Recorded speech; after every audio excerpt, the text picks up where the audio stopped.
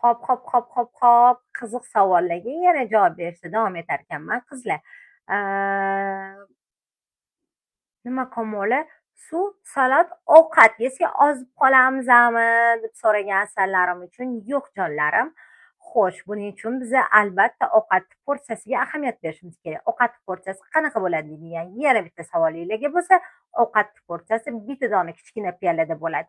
Nima sababdan? Chunki oshqozonga birinchi o'chirda suv tushgandan keyin, yana ozgina qolgan joyiga salat tushgandan keyin va yana ozgina ortib qolgan joyiga ovqat tushgandan keyin oshqozonni ko'p joyini suv va salat egallayapti va kam miqdorni ovqat egallayapti va xuddi shunaqa kam porsiyadan 21 kun ovqatlansanglar, xudo xohlasa oshqozoninglar ham kichrayishi kutilyapti qizlar.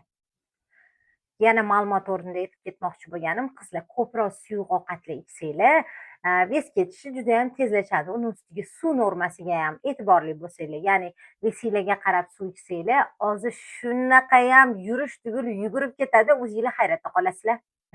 Ovqatni salat bilan qo'shib yeymanmi, undan keyin suvni qachon ichaman? Yo'q asallarim, qaranglar, kelishib olamiz sizlar bilan.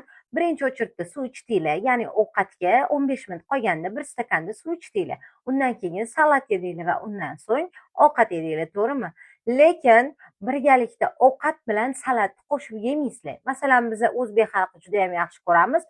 Osh bilan salatni aralashtirib yeyishni va bu umuman noto'g'ri. Birinchi suv, keyin salat va keyin ovqat ketma-ketlikda va bir-birini aralashtirib ovqatlanish mumkin emas.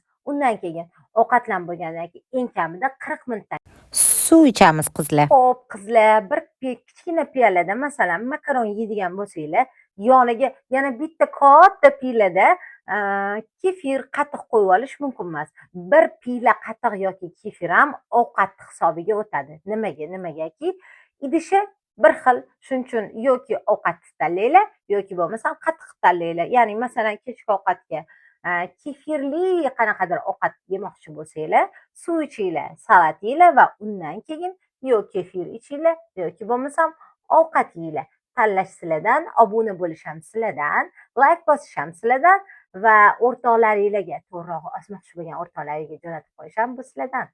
Jonlarim, ko'rishguncha!